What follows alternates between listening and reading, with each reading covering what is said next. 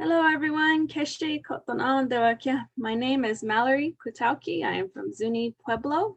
I am here to share my version of art therapy, and we're going to be indigenizing the idea of Zentangle and using it as self-expression, self-awareness, and a healing exercise. I'm calling this presentation Nurturing Spirit through Creativity. First of all, I would like to start and introduce where I'm from. I'm from Zuni Pueblo, as I said. My clans are Badger and Child of Turkey. I came to Albuquerque about 17 years ago to pursue my education at the University of New Mexico, in which I graduated in the summer of 2009 with a bachelor in biology. I am hoping to one day attend medical school. Currently though, I am using my art, my passion for art and health and medicine by being the artist in residence with the UNM Community Environmental Health Program under the College of Pharmacy here in Albuquerque. And in that program, what I do is I use art to help our local Native communities begin to understand some of the concepts around environmental health, especially those that live in and around abandoned uranium mines. Some of these issues and topics in science are pretty complex, and some of these words just do not exist in our local indigenous languages. So I have been using art to help portray some of these concepts, and so that our relatives are able to understand what's going on both in on Earth, in the environment in which they come from, and inside their bodies, in their health. And it's been my passion, and I hope to one day combine this with a medical expertise. But you can find my artwork locally here at the Indian Pueblo Cultural Center and in Zuni, the park, Kaltnawan Park, the ZYEP Park out by the river has my murals. The IHS Hospital has some paintings of mine, but you can find me vending anywhere on within Albuquerque. You'll find me at Art Walk every first Friday of the month, selling my art. So let's get into this idea of using art as healing. Art therapy is already a practice utilized throughout the world. We are using creative processes, whether it's you who created the art or someone else helping you create artwork. It helps people in treatment. It helps you develop self-awareness, explore some of your emotions. Maybe you have a conflict that you're trying to resolve, especially, around social skills. It's a good way to connect with others, and it helps raise self-esteem. And that's been the platform for art therapy for a pretty long time. My intersection in arts and public health, arts and health, is utilizing the art to help promote health in the community setting. So that is my portion. But what I like to see in the future, especially among our indigenous communities, is that we start promoting that idea of using our cultural arts, our stories, our symbolism, and the different patterns and designs we use within our communities, and use that as also a teaching tool, as well as a way of art therapy. So when we use these relevant designs and symbols, we already are building a story around it. There's already stories about these. So it helps open that dialogue when we do this art together. It is a chance for those of us who may not know enough about our culture to begin to ask questions from those that are teaching, from those keepers of knowledge that we have in our communities. And by doing this, we are addressing a lot of our core values that come from our communities.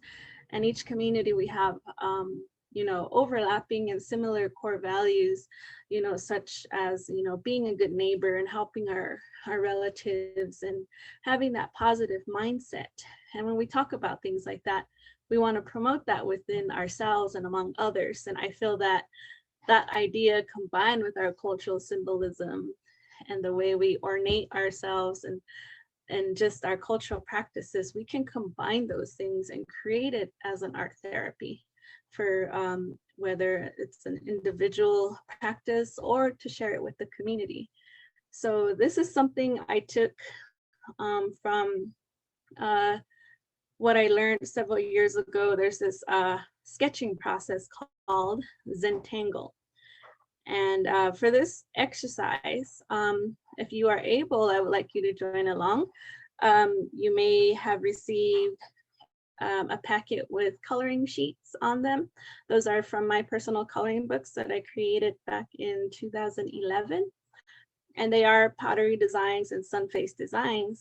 If not, you can download them if they were emailed to you. If not, you can grab any old coloring book that might be sitting around, or just a blank piece of paper so that you can begin sketching your own ideas. But I feel the best coloring tools with a coloring book are either colored pens. Usually they're colored ballpoint pens. They go well because you can shade with them, you can make fine lines, and you can also block in nice solid colors. Felt tip markers are also great, and sharpened colored pencils.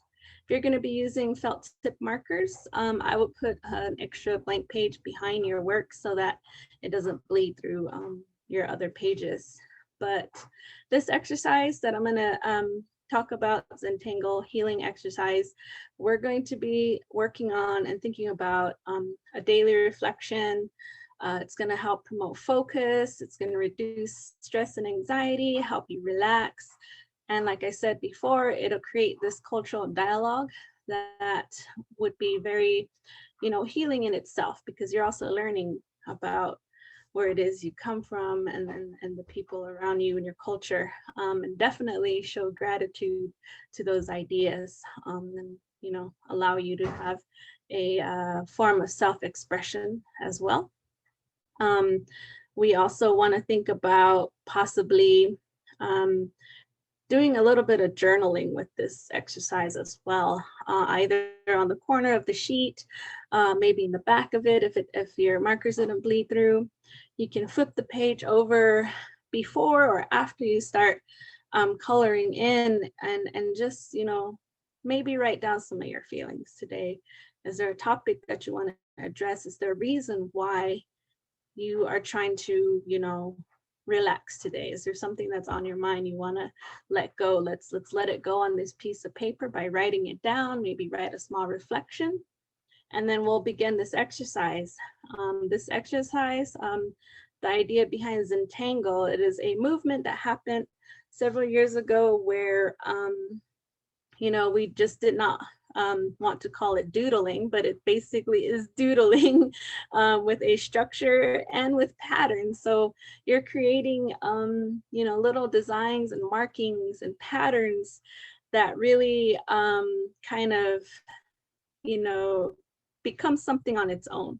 You may not necessarily be creating like an exact image of something, a replica of anything, but what you're doing is you're using these patterns, and the more smaller, the more intricate, the better, because there you're focusing in on something. You are purposely filling in these areas, and it's really I think that's why they call it Zentangle. It's like a form of Zen. It brings you to like a focal point, and what you're doing is you're just repetitively filling in these areas, and you're I feel that it's healing. I feel that as you're making these marks, there really is, no, these little lines are not creating an image, but you are releasing all these little tiny lines.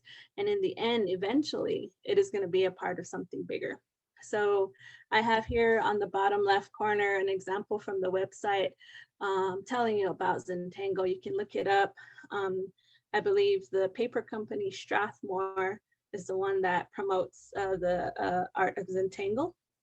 And here on the right side, you'll see some of my little quick sketches and drawings that I might have done on the corner of a notebook. Maybe I was sitting in class, and sometimes when I really am listening to somebody, let's say I'm in a meeting, and I want to focus on what is being said, if I'm looking around and I'm looking out into space or looking at a wall, some of those words kind of shoot over my head. But one of the tricks I do to help me focus is I'll be sitting there doodling. I'll be on the corner of my notebook, just kind of filling in these little areas. And to me, it's like I'm kind of putting in the words that I'm listening to onto a surface to where it's kind of being imprinted. So I remember what I'm being told. It's a form of focus practice that I do. But here we'll move on to how you can utilize this in a coloring page. So these pages are an example of some of my work. The middle one is a mandala that a friend of mine created. She creates a whole series of mandala coloring books, and this is her work. Her name is Mary Robertson. But the two on the sides of it are from my coloring book. And so you can see, instead of just coloring in solid shapes or gradients, you can actually color in using patterns. There is no limit to the way you color. You can color outside of the lines. You can color in areas that aren't part of the actual, coloring page. So as you can see, there's patternings within the patterns.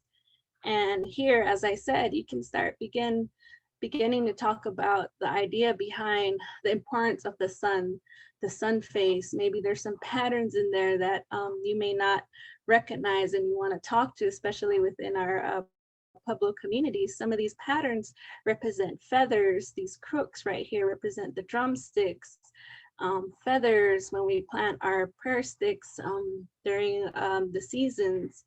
And the cloud designs, the rain, the thunder, snow, different kinds of symbolism within our Pueblo culture and our pottery designs. And so that there is something you can also talk about if you're sharing this exercise with someone else, especially someone with this kind of traditional knowledge that you want to learn more about. It is a great way to open this dialogue.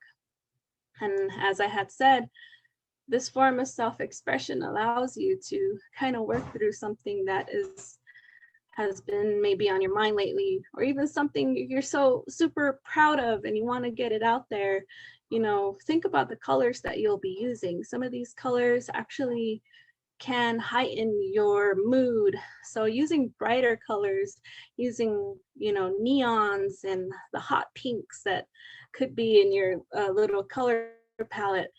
Use those colors when you're trying to set that mood, and you're trying to bring yourself out of something cloudy, out of something a little dark, versus using really dark bland colors. Mix it up, like I said, create these patterns and think about these words, think about these ideas as you're drawing, as you're coloring in, and create that release. Allow yourself to put your energy on these papers.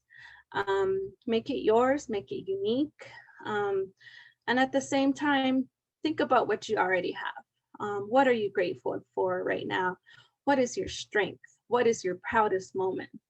What is your favorite story? What is your favorite, let's say, core value within your own community?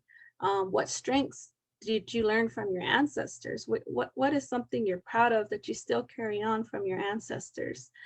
Is there a symbol or an object within your culture that is your favorite, or it represents you? Add it into this exercise. Put it within these little boundaries of the coloring page, or outside of it, or add it to your journaling experience. And after you're done coloring, after you feel like you've done what you could, also, add on to it another reflection. How do you feel now? How else can you move on from this current moment? And this exercise can be done with everyone of all ages.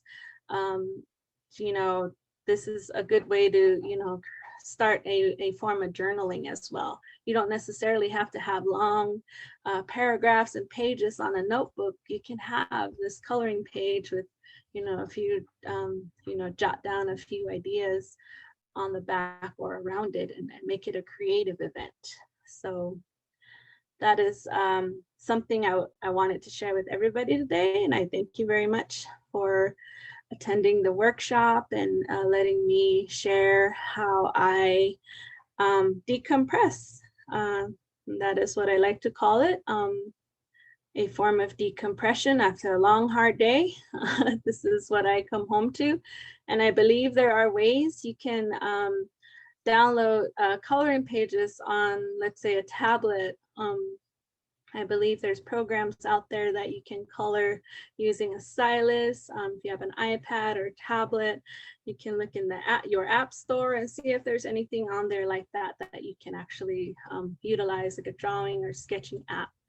And you can have these on the go whenever you need it. Thank you very much. Alahqa.